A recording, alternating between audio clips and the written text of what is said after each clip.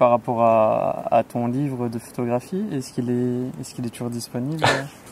Là, on bosse sur le deuxième. Ouais. Enfin, il y en a plus que ça, en fait. Il y en a un qui a été fait sur les sadhus, donc en Inde. L'Inde, c'est un pays qui me fascine pas mal, et les sadhus sont ceux qui ont fait le choix de renoncer volontairement à la vie matérielle, à la vie familiale, à toute forme d'attachement, finalement, et une sorte de moine errant, parce qu'il ne reste pas dans un lieu non plus, parce que rester dans un endroit, c'est s'attacher au lieu.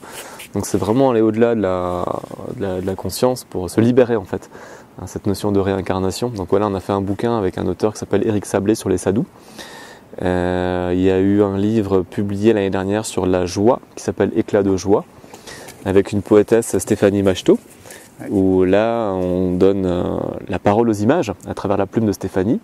Et là on est en train de préparer un prochain bouquin qui sera publié aux éditions Ozoni sur le thème de la bienveillance.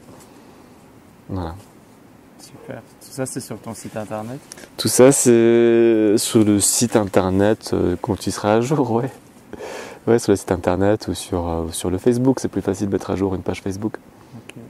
Il y a un message qui te tient à cœur, que tu as envie de partager? Bah ouais, bien sûr, c'est allez-y quoi. Quels que soient vos rêves, tu parlais des peurs avant. Je crois que c'est vraiment ça, c'est nos peurs qui nous limitent.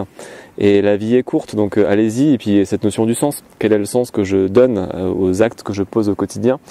Et essayer de mettre plus de sens, plus de conscience, et ne pas avoir peur d'y aller. Parce que finalement, un jour, on va tous crever. Donc autant vivre ses rêves tout de suite, quoi. Les vivre tout de suite et sans avoir peur. Quelqu'un disait, cette notion de filet, sauter et le filet apparaîtra. Voilà. C'est vraiment ça, faire le premier pas. Ouais, allez-y, n'ayez pas peur de sauter, il faut y aller et puis le filet apparaît, je pense. Mais c'est vraiment cette notion-là. Après c'est facile à dire parce que je sais qu'on a tous des contraintes. Ça peut être d'ordre familial, ça peut être d'ordre économique. Donc oui, on peut trouver aussi mille et une excuses pour ne pas y aller. Ouais. Mais voilà, après il faut faire la part des choses de ce qui est d'une vraie ou d'une fausse excuse. Est-ce une peur ou pas? Peut-être identifier quelles sont les choses qui nous bloquent dans les rêves qu'on a et ce qui nous empêche de pouvoir les atteindre. Et des fois, il ne faut pas grand-chose pour franchir le cap. Et toi, tu m'as posé la question tout à l'heure, j'ai envie de te la poser aussi. Ouais. Avoir une vie qui a du sens. Ouais. Qu'est-ce que ça t'évoque? Avoir une vie qui a du sens. Avoir une vie qui a du sens, c'est peut-être se sentir bien dans ce qu'on fait. C'est de se coucher le soir en se disant tiens, aujourd'hui ce que j'ai fait, ça m'a fait du bien. Ça m'a nourri moi ou ça a nourri les gens autour de moi. Et cette notion de sens, c'est aussi, je pense, en lien avec le vivant autour de nous, de manière plus globale de la planète. Il ne faut pas oublier qu'on lui appartient et qu'on doit tout faire pour la préserver, parce qu'on est en train de prendre tout le monde en otage sur cette terre. Et c'est pas du tout le but. Le but, c'est de la respecter, de comprendre qu'on lui appartient et qu'on est juste de passage. Donc cette conscience, ce sens, ce sera peut-être ça. C'est essayer de minimiser nos impacts, quelle qu'elle soit, moi je plaide coupable, je suis pas du tout cohérent sur tout ce que je fais. Il y a plein là, je prends des avions, je mets de l'essence. Enfin, je suis pas du tout, je veux pas donner de leçons là-dessus, mais je pense qu'il faut vraiment quand même qu'on se pose des questions sur l'impact de nos actes dans le quotidien et sur les changements qu'on peut amorcer par des gestes tout simples. Qu'on fait déjà tous, le tri des déchets, le compostage, mais il faut aller plus loin. Le zéro plastique, le zéro animal si on peut. Enfin vraiment changer un maximum de nos habitudes et rapidement, parce que je sais qu'on est paresseux, c'est compliqué de changer, mais il faut le faire. Ouais, le changement fait peur. Ouais. Et j'aime bien peut-être pour terminer cette phrase de Krishnamurti qui dit que c'est pas un signe de bonne santé mentale que d'être adapté à une société malade. Donc c'est vrai qu'on a cette capacité à s'adapter à tout, mais faut pas toujours. On va terminer avec l'histoire de la grenouille. Tu connais l'histoire de la grenouille? Ouais. Avec cette casserole là où tu as une grenouille que tu fais bouillir de l'eau et tu vas jeter la grenouille dans la casserole l'eau bouillante. La grenouille va donner un coup de patte, elle va s'en sortir, elle va sauter. Ouais.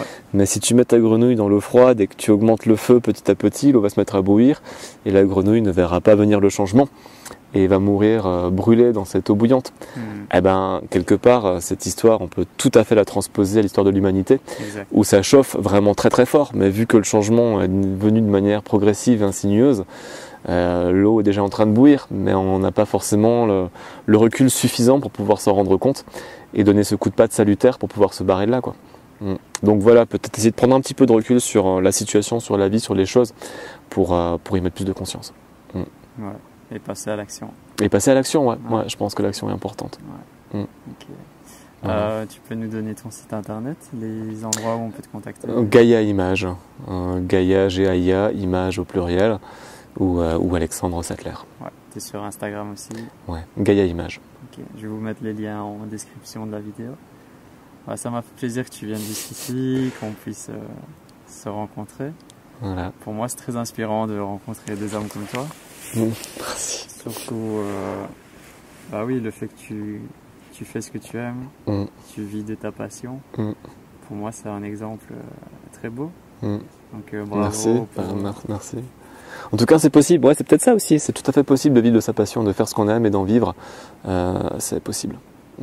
Après, comme dit, on a tous des contraintes qui sont différentes et des choix à faire. C'est des choix. Des choix, ouais. C'est des notions de choix et choisir, c'est renoncer. Qu'est-ce que tu veux vraiment dans ta vie? Quel est le but de ta vie? Mais je crois qu'on veut tous la même chose, c'est d'être heureux. C'est de faire des choses qui nous rendent heureux, qui nous épanouissent. Je veux pas plus que ça. C'est juste ça finalement. Le bonheur n'est pas matériel, donc je veux pas être riche, je m'en fous. Ce que je veux dans ma vie, c'est d'être heureux, de le partager. Super. On va terminer là-dessus. Beau message. Voilà. Merci beaucoup. De rien. Et à très bientôt pour d'autres vidéos. Prenez soin de vous, partagez l'amour. À bientôt.